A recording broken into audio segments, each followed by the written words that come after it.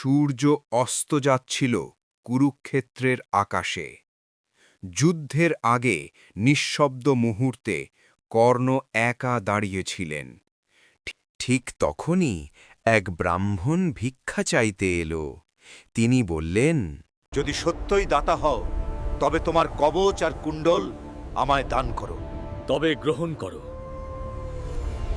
এক মুহূর্ত থামলেন কর্ণ, তারপর নিজের শরীর থেকেই ছিঁড়ে দিলেন কবচ আর কুণ্ডল। রক্ত ঝরল, তবু মুখে ছিল শান্ত হাসি। তিনি বললেন, দানের পথে যন্ত্রণা কখনো বাধা নয়। ইন্দ্র নিজের রূপ প্রকাশ করলেন। তিনি বললেন, কর্ণ, এই দানের জন্য তুমি চিরস্মরণীয় হবে।